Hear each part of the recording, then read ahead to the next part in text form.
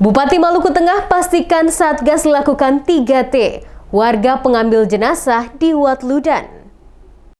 Bupati Maluku Tengah Tuasikal Abua menegaskan sekaligus memastikan Satuan Tugas atau Satgas Penanggulangan COVID-19 Kabupaten Maluku Tengah akan melakukan testing, tracking, dan treatment atau 3T terhadap keluarga maupun warga desa Watludan yang mengambil paksa jenazah almarhum Martin Pasalbesi dari RSUD Masohi. Pihak RSUD Masohi memvonis almarhum Martin Pasalbesi meninggal karena positif terpapar COVID-19. Tuasikal mengatakan, langkah ini diambil untuk memutus rantai penyebaran COVID menyusul pengambilan paksa jenazah almarhum yang dilakukan keluarga maupun kerabat dekat dan warga desa Watludan pada hari Kamis 8 Juli petang. Bupati Tuasikal menyatakan seharusnya kejadian pengambilan paksa jenazah tidak perlu terjadi karena Pemda Maluku Tengah telah menyiapkan 2 tempat pemakaman khusus COVID-19 untuk warga Nasrani dan Islam. Keseluruhan. Iya Pak. Siapa yang berhubungan dengan ini betul harus jauh. Siapa yang berhubungan dengan almarhum itu harus direkrut.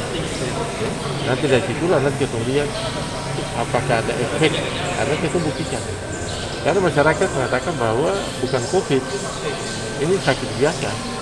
Setelah itu dibuktikan oleh dari hasil COVID-nya, dari PCR-nya terbukti dia adalah.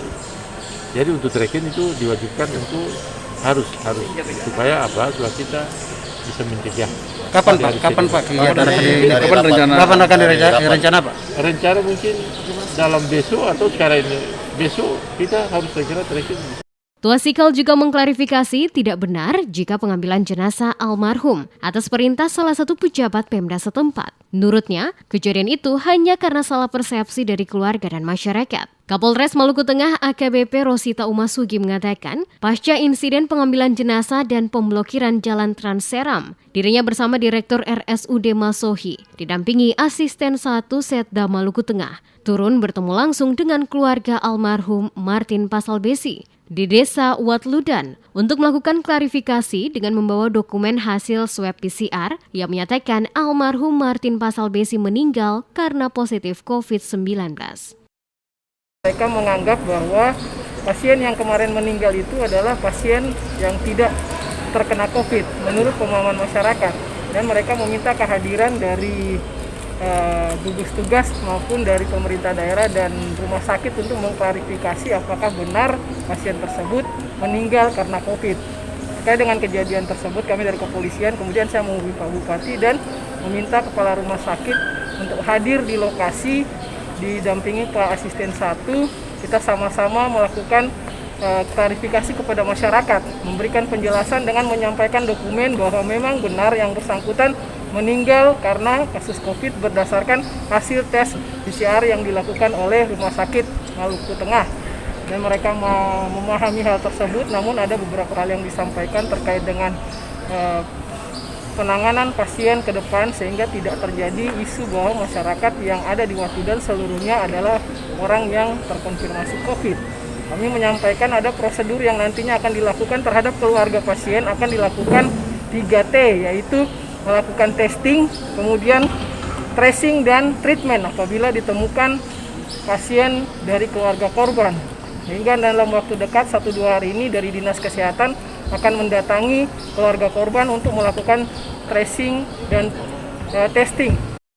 Dijelaskan Umasugi, setelah melakukan klarifikasi dan negosiasi, warga dapat menerima penjelasan yang disampaikan. Sehingga pukul 20.30 waktu Indonesia Timur, warga dengan sendirinya membuka pemblokiran sehingga sejak malam hingga saat ini akses jalan tersebut bisa dilewati.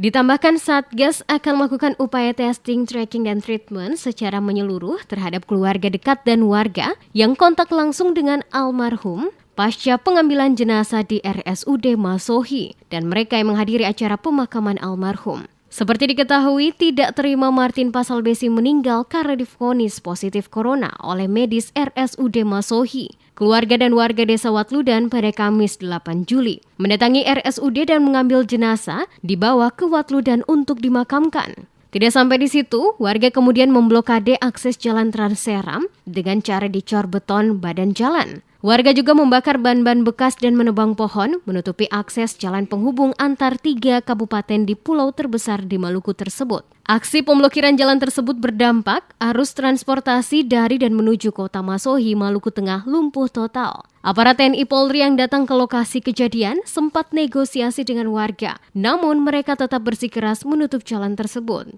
Menurut warga, vonis RSUD Masohi yang menyebut almarhum meninggal karena COVID-19 sangat melukai keluarga dan juga warga desa Watludan. Sekitar pukul 20.30 waktu Indonesia Timur, warga membuka blokade jalan setelah mendapat penjelasan dan klarifikasi tentang penyebab kematian korban dari Kapolres dan Direktur RSUD Masohi dan Asisten 1 Setda Maluku Tengah.